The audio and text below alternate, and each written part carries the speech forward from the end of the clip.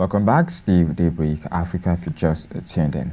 The topic today, it's a topic I would unpack, a recent development. This has been development, unlikely development, I must say, a negative development that actually started to hold over time for, is it safe to say, maybe 2 decades or a decade now? Yeah. That's really been affecting us as a people. Talking about the massive exodus of our medical personnel here in Nigeria.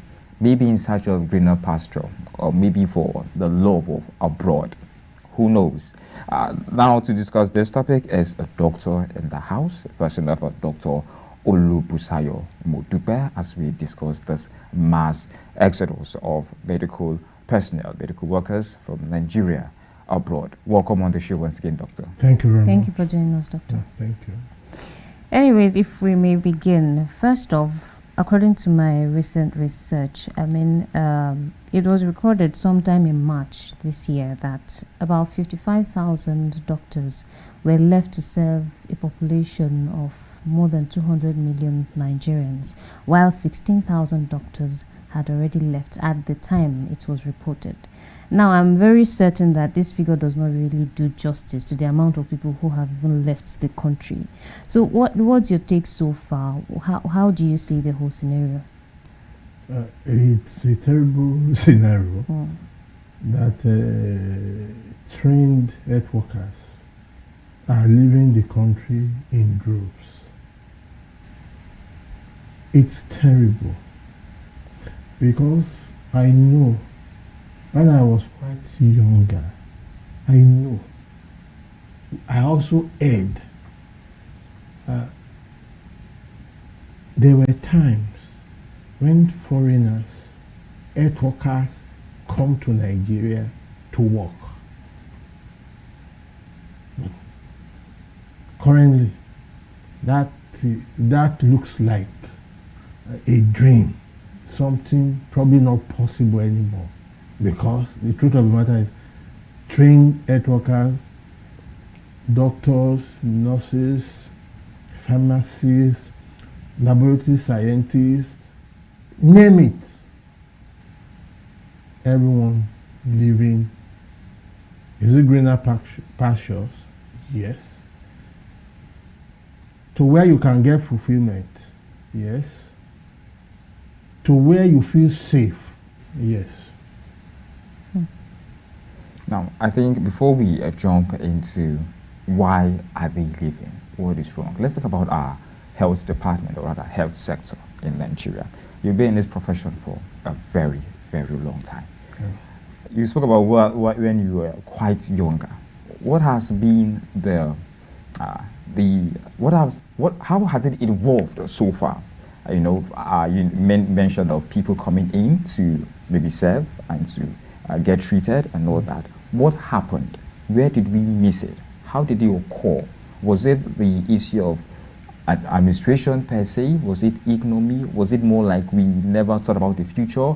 We only worried about the now? We never really invested into this sector exactly, or we just got confused somewhere along the line? The truth of the matter is that every year, universities in Nigeria send out a large number of health workers. Even before now, for older generation, there were no much, the number of universities offering medical related medicine and other, it's very low.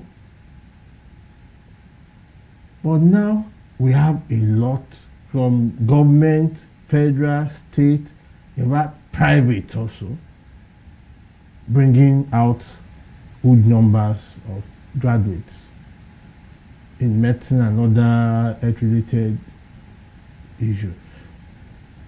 So, there was plan because we know the population is growing. More people are becoming aware of the necessity to visit the healthcare facility for treatment and for care. Because if that was not the case, the AUC will not start to accredit. But I think where we got it all wrong is are the health facilities, one, enough for what we are bringing out, one. Then human resources for it, that's now. Are we aware of their needs? Are we meeting those needs?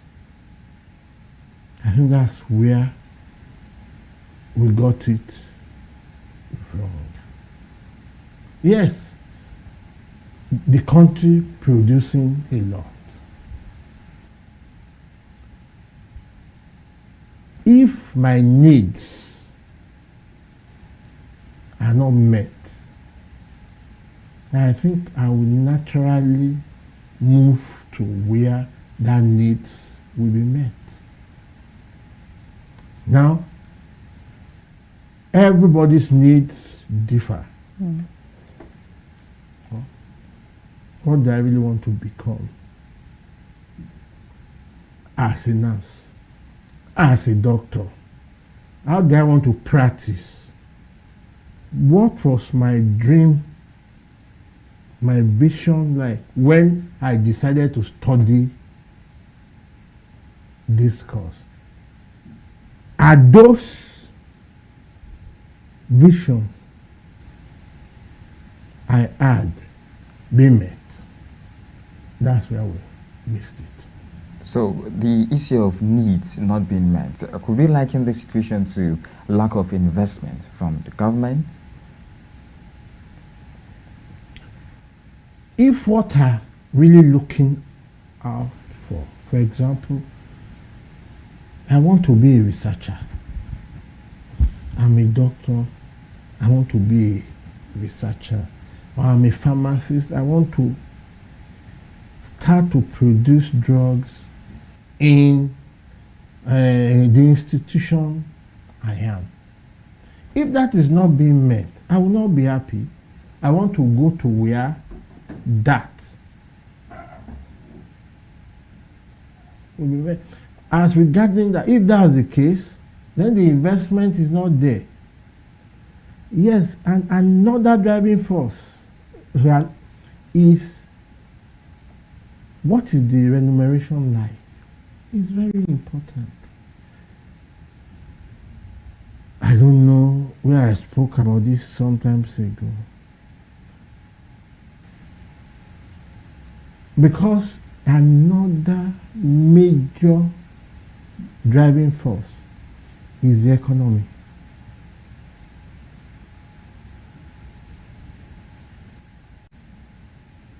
Major driving force. We have medical doctors. I am a doctor and I am not bringing down my profession. We have doctors working outside the country as carer. And that's technically in the level carer in UK, for example, it's like the health assistant, the ward maid. Because to practice in UK, you need exams. You need to practice, pass their exams and do a lot before you can start to practice as a medical doctor. That can take time. But the truth of the matter is that the money they collect or the money they can save despite doing that kind of job that you think is a low-cadre job in the UK. A professor of medicine here will not hand up to that. And that's savings. The economy is a major driving force too. So somehow, can we pin this also on our education as being responsible in a way for the turnout of what we have today? Probably on the, let's say, on the impact it has on the medical practitioners we have in the country. If you get outside the country, a lot of Nigerian trained doctors, health workers are doing exploits, because that means our training is okay. It's other factors. I talked about research. How many researches are being done in Nigeria? Yes, you have the baseline undergraduate. Interests differ. And so, I'm interested in research. How can we tackle this? How can we tackle this health challenge? Is the environment conducive? Is the environment suitable? No. I'm not sure. I may be quoted wrong. That there's anywhere in Nigeria that issue of vaccines have been, by now, scientists should be working on something. Now, very recently, we are talking about mpox. Now, the whole world is looking at it. Why? Because it has left African shores, getting into Europe. It now became something of importance. But in Africa, it has been ravaging. The scientists there are not working on anything. So now, because it is now something of the whole world is important now. Of course, people will they will start now working on how we get it out. And if we go to all these labs, I'm sure a lot of Nigerians are there, a lot of Africans are there, but it's not in African country, it's outside the country, because the environment there is suitable to work, to do research. To some extent, you're more like likening this situation to an African thing, not more like a Nigerian thing, because normally we usually believe it's the Nigerian thing. It's more like the Nigerian dream to leave Nigeria. But with the way you're saying, it's more like it's African thing. Everybody lives. But you know, Nigeria is the giant of Africa. If everybody is living, Nigerians should be home. We should have the best economy. Someone went to Ghana very recently. 50,000 in Ghana City. Terrible. It's not something we should speak. That's economy. And that's why Nigerians will even send their children to Ghana. Economy.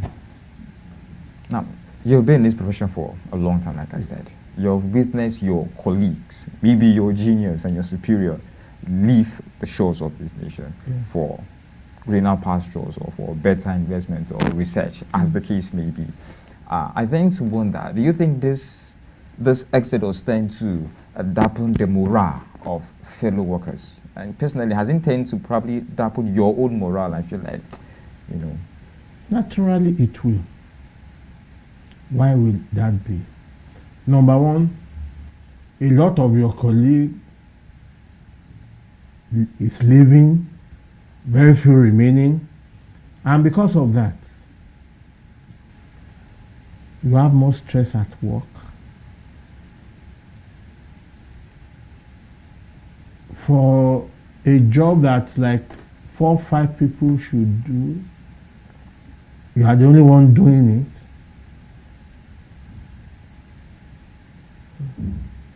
That the stress on its own is much. And of course, despite your friend, your junior colleagues, they are out of the country. Of course, we still talk. And of course, they tell you, no, I didn't know how Nigeria got to the level we are, because there everything works. I had an interview very recently. I said, the standard accident and emergency in any standard place, country, there will be at least ECG, there will be CT scan.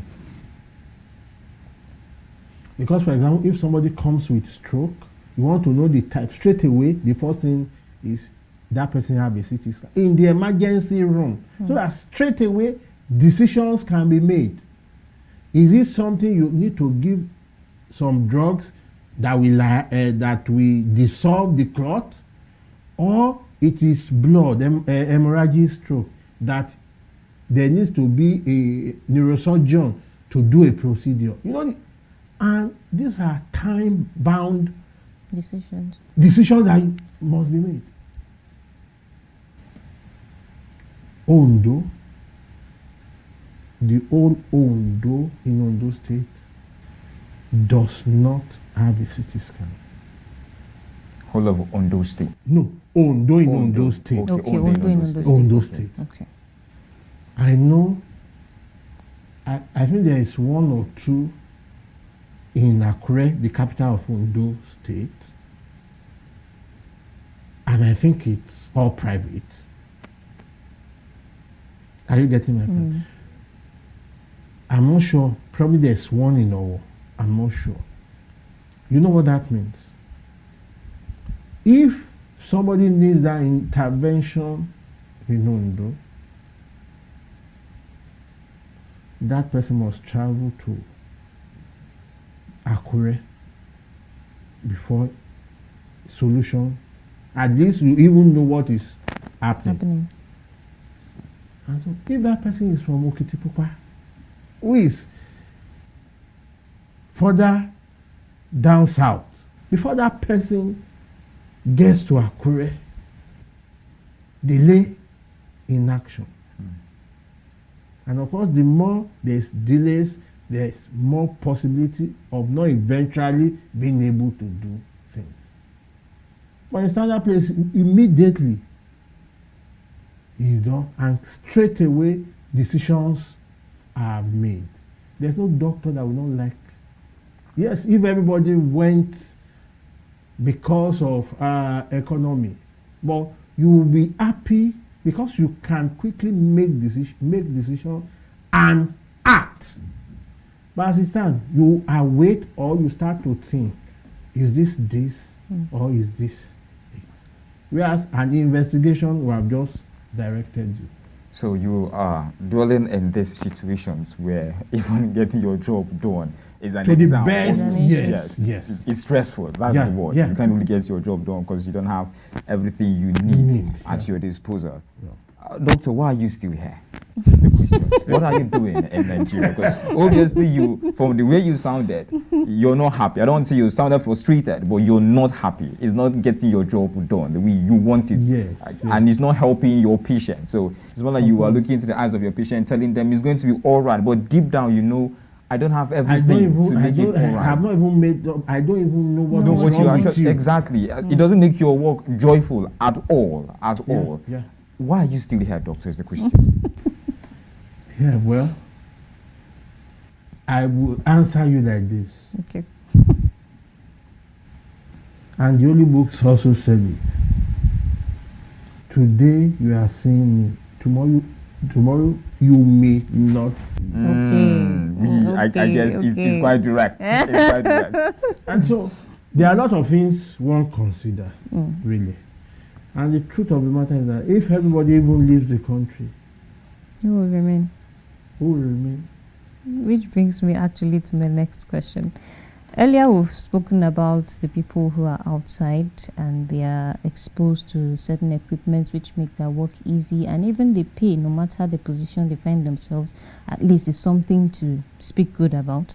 Now, we'll talk about the educational sector where we breathe out graduates each year, and then we don't have where to even put these people in order for them to practice the way they should. Let us not forget the fact that over time, people have also stated that these people outside are not actually getting it easy, or it's not really rosy the way it is. And the way the whole profession is looking like one profession that has suffered over time, making even people who have the dream to join have a rethink about it.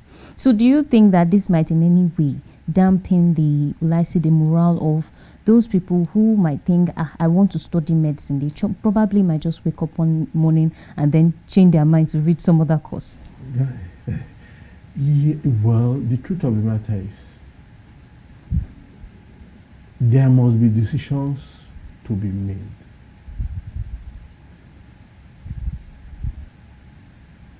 Why do you want to study medicine in the first place? Very important. But I want to tell you, and everybody listening, if you want to be a millionaire, medicine is not the course for you. Oh, I don't think that's what African mothers would like to hear right now. It's more like, we want the money, go for medicine. Yeah. I mean, yes. But you should be, if you practice, you should just be okay. But if you really want to be in money, I don't think medicine is for you. So, why do you want to study medicine? Is it because you love caring for people? Or is it because of money? Or because of the status? So if it's because of status or money, then if money is not forthcoming as you expected, then there will be problem. You will be frustrated doing the job.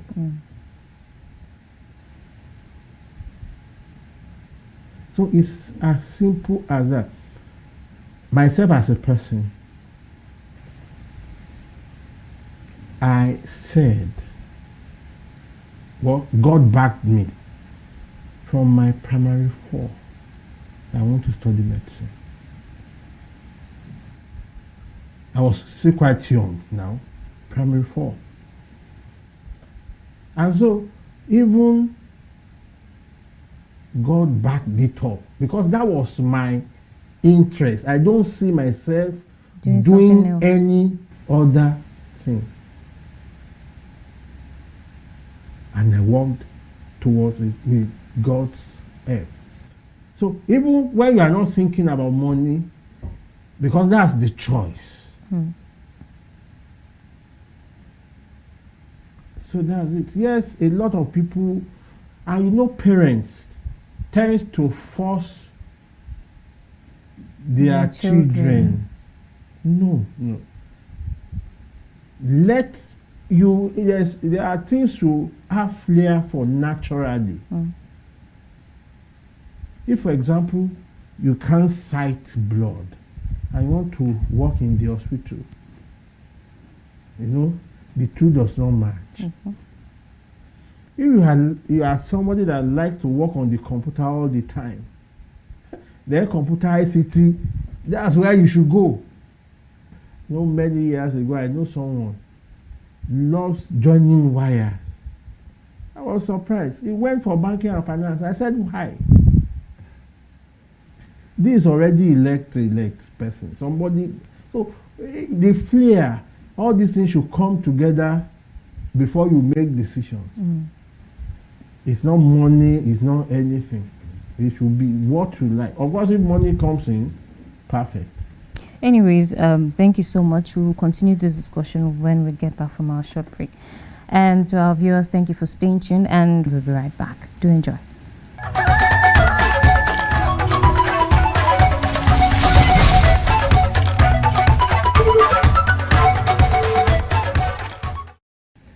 Welcome back from the business segment. I did go start and back here to the studio, and we have Dr. Olubusayo still talking the mass exodus from Nigeria, and he made a mention it's not just a Nigerian thing, it's more like an African mentality. Mass exodus from Nigeria, Africa, abroad in search of greener pasture, in search of better investment, in search of good equipment, facility, things amongst that. Now, doctor, I tend to wonder at this point, let's talk a little about the safety of health workers. How much has Nigerian government tend to prioritize the safety of your colleagues in the north, in the south, the east?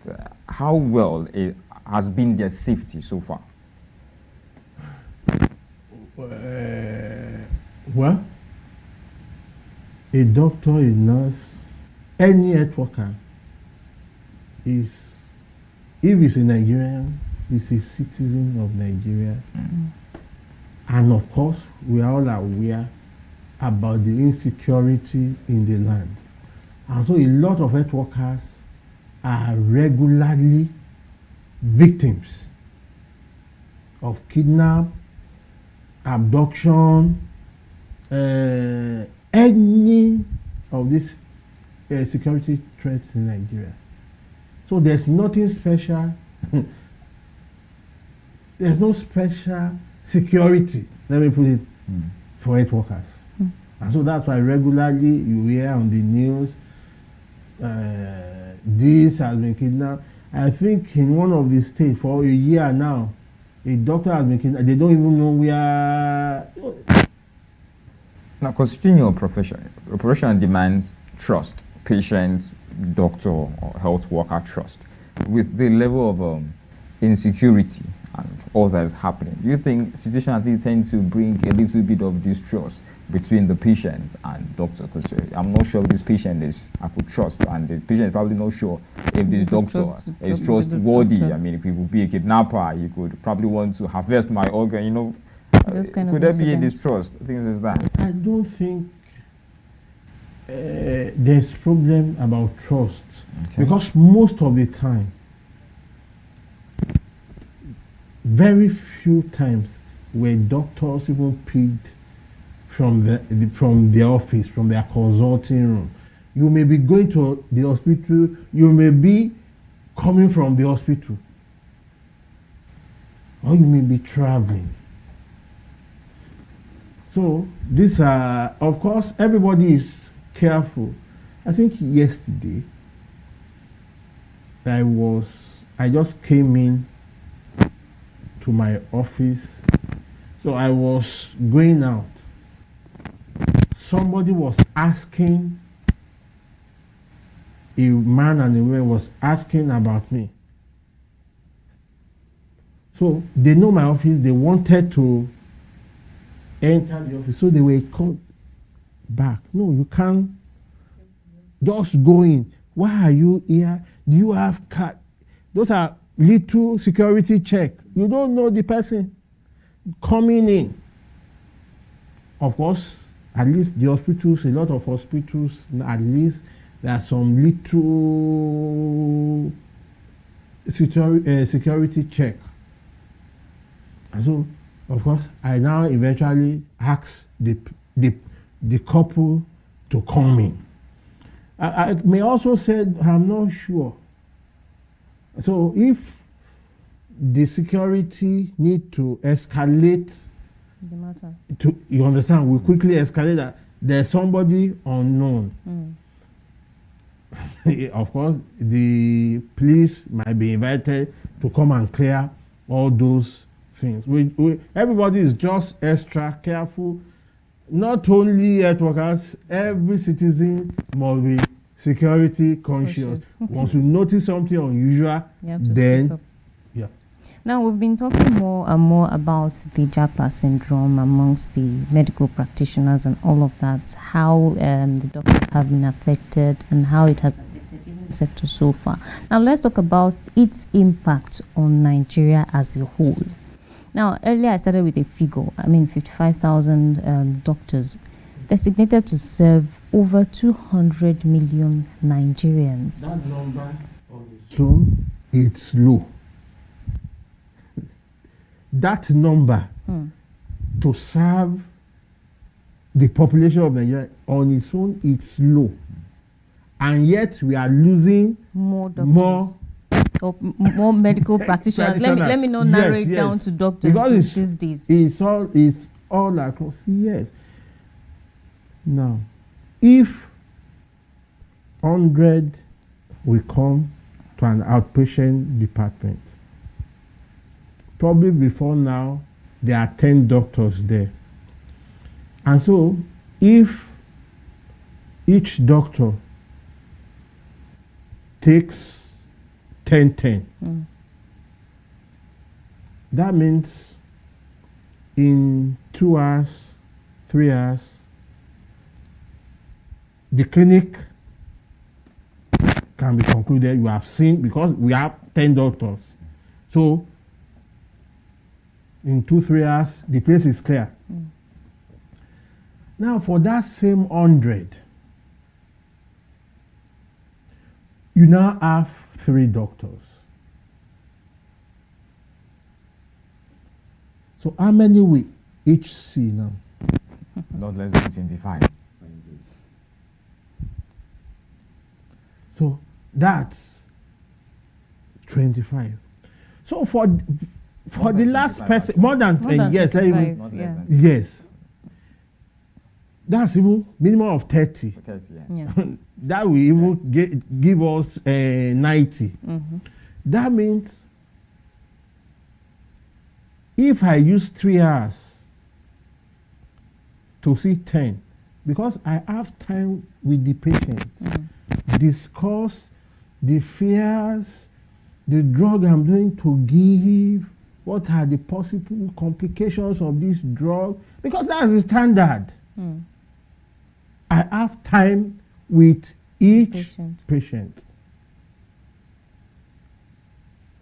Now, if to see 10, I use 3 hours. To see 30, I'm going to use roughly 9 hours. So there's long waiting time in the hospitals now. That's already a major impact.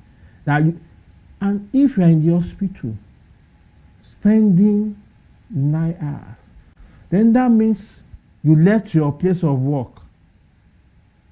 If you are the owner of the business, probably you logged that, so you are not making any money at that time. Impact. Apart from that, the doctors, the nurse, the pharmacists, they are what? They are human beings. They are not angels. Blood flow in their veins. They also get tired. And you know, at times when there is so much prayer, there can be transfer of aggression. It's not the patient that caused the situation. But there are times there can be transfer of aggression to that patient. And the next thing, the patient, the doctors, the nurses, they are very bad people. You know, I have people, okay, look at this situation.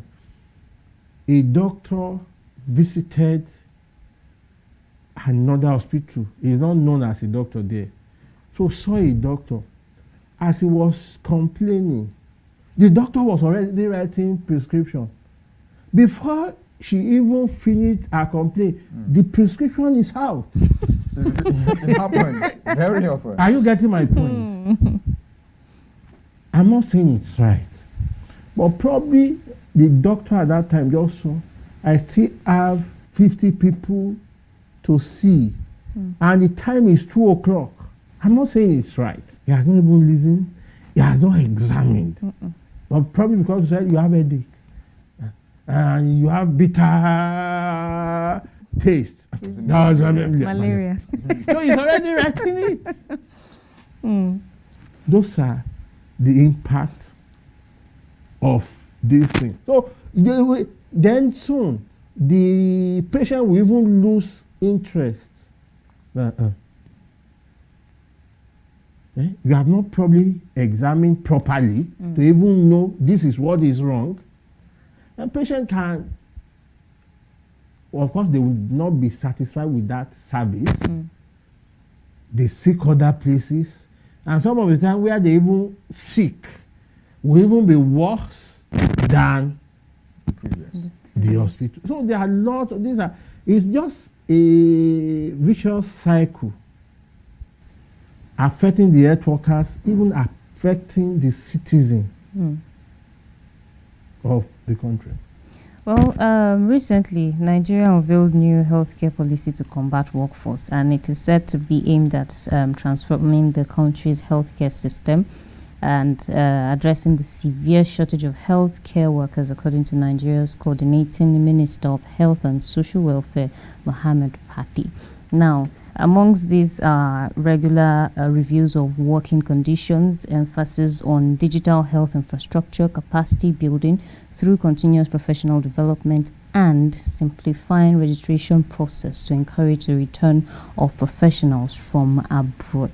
Now, the aim is trying to bring back professionals from abroad. About, they gave a figure, 12,400 doctors back from outside Nigeria. Now, do we say this move from the government can be seen as light at the end of the tunnel?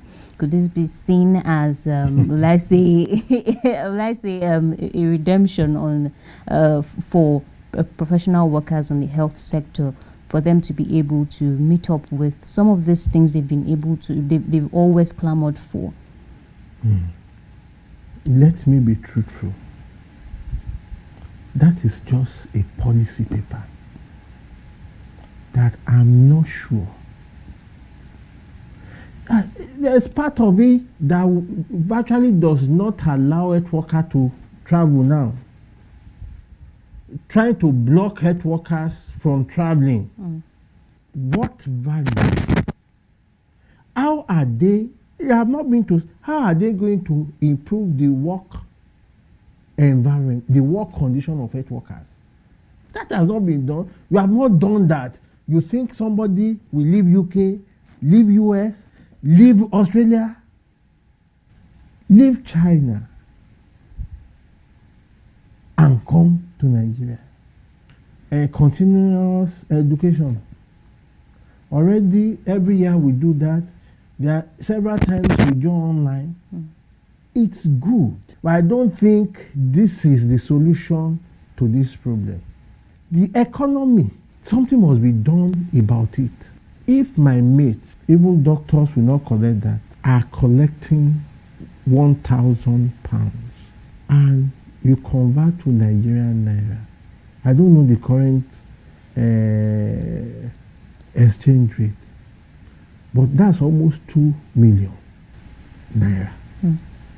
There's no doctor even collecting as low as that in UK. But that's almost 2 million.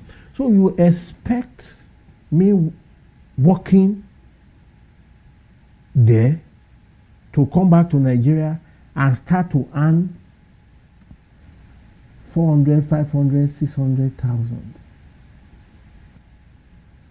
You must. So, these are very. So, the economy must be fixed. That's number one. Then make the environment suitable.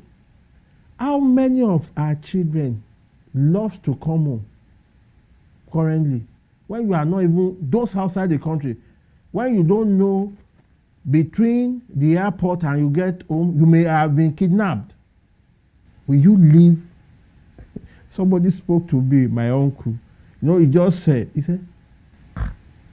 what exactly are you doing in Nigeria? So, where you can leave your house 2 a.m. and travel to another country, to another state, another province, without being afraid. You want to leave that place and come to a place where by 10 you are already logged up in your house because of insecurity. You know, one of the things being said about Nigeria is, you know, we love to write. So to me, that's one of the right things. Two questions I'll put to you. First of all, let's assume these policies are actually implemented. Do you think that this might actually, in a way, result to their desired goal by bringing back some doctors?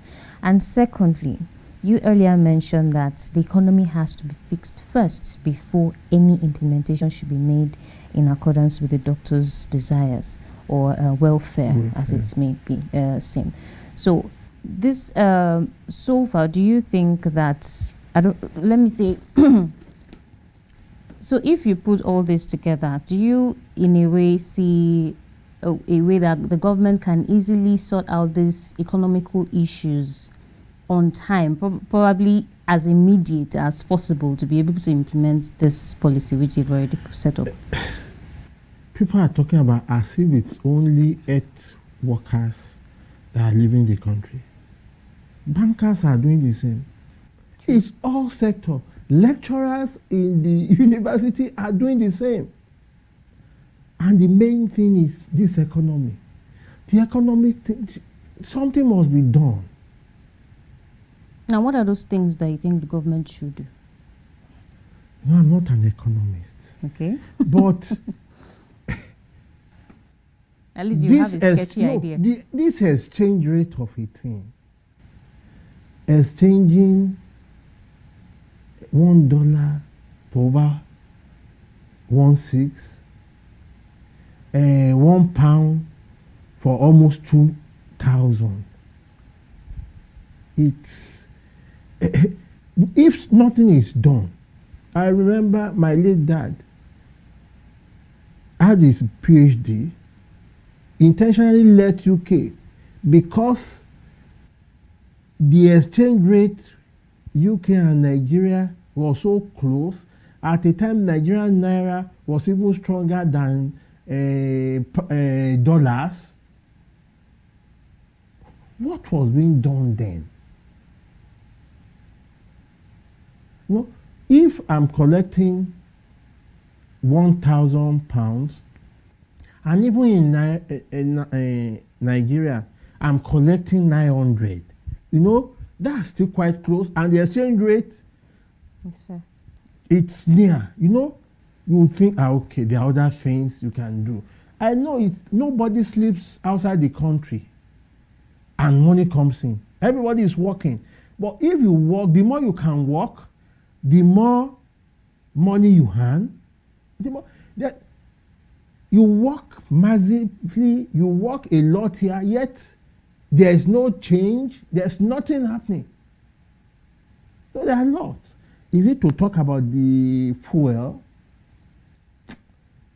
Something must be done about the economy. Something must be done about the economy. Anyways, so far we've been speaking, and over time, the guests who've been analyzing the economic situation of Nigeria, and even yourself, you have made it seem as though Nigeria is hopeless at this point. If nothing is done. So do you think actually that there is something that can actually be done without making it seem like Nigeria is in a state of doom or damnation?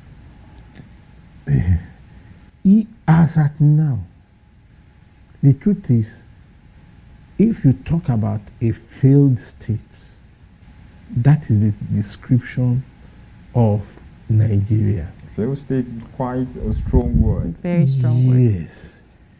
So what we expect the government Is it more like a failed state generally, or a failed state in the health sector? It's not it's not only the health sector that is. If you go to bank today, go and check. Virtually most of those people you saw last year, all of them, they have left. Go and check. And it's not interbank. They're outside the country. Lecturers are leaving. So and the major insecurity, then the economy. It's massive. You know. Everybody knows. That's not the truth. Even this station, how much will you power your gen in a month? Let's move with that. So it's the same. All right. It's been a wonderful segment with you, Dr. Olubusayo Modupe. It's been really touching. I could actually see Angela all calm already. It's more like she's been in rings already. So once again, thank you very much for joining us on Daybreak Africa. We hope to see you again sometime next week. No problem. Hopefully. Maybe on a happier note. Because this is more about what is happening. Yeah. Of yes. course, yes. Yeah. So we need to be truthful. Yeah. It's been a beautiful segment. Once again, we'll see you same time tomorrow morning. I remain Ezekiel Ogar. And I'm Angela Daka. Have a beautiful day ahead.